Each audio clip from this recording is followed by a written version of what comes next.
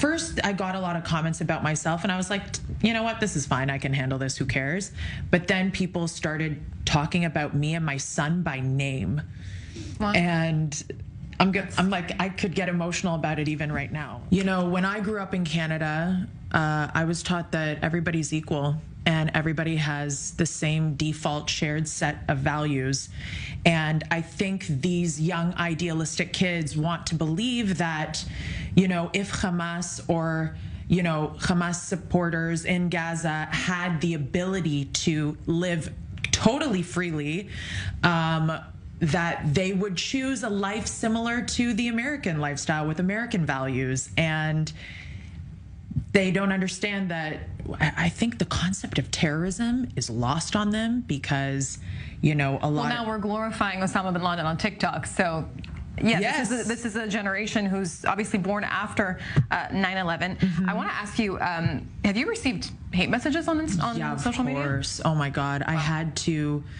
I used to be kind of like a mom vlogger type thing, and I had my son every so often appear on my page, not all the time, but every so often. And I even had Mama to Oz in my bio on TikTok, and I had to remove everything because at first I got a lot of comments about myself, and I was like, you know what, this is fine. I can handle this. Who cares? But then people started talking about me and my son by name. What? And I'm like, I could get emotional about it even right now because but it scared me. You're pregnant with your second child here in Israel. You're running from rockets from here in Tel Aviv. We had rockets just an hour ago right here. And on the other hand, you're facing anti-Semitism in your home country. How do you feel about bringing another child in this world? Oh my God, what a question.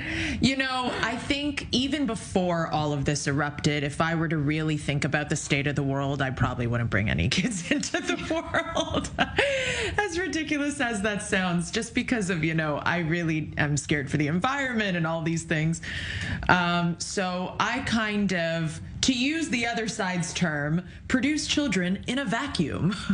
and I really don't, I try not to think about that because you know what? Every generation, during the Holocaust, people still gave birth. Yeah. And you still have to have hope, I think, for the future somehow, and have hope that things will change. Look how fast and quickly things have changed in the past, you know, half century alone. So yeah, bringing a little bit of light amidst all this darkness. There's so much fake news online. How do you as a social media content creator, how do you even begin to fight it? So it's funny because somebody came up to me after a conference. I gave a talk at a conference, and they were like, is this going to go anywhere? What are you going to accomplish? Like, it's not going to work. And I'm like, you know, we can sit back and think that way and then not do anything. Or we can fight that logic and at least try, you know, at the very least try and slowly, like I said, whittle away at this chip and this block and make some progress eventually. You know, BDS was on campuses for decades before you know, this war and SJP and all these like crazy protesters that we see on college campuses now. So they've been working the ground for decades. And I think our real work is going to start after this war. We're going to just need to keep at it and keep at Hezbollah constantly, forever, because Israel needs it. And that's when the real work will begin on the young people's psyche, I think.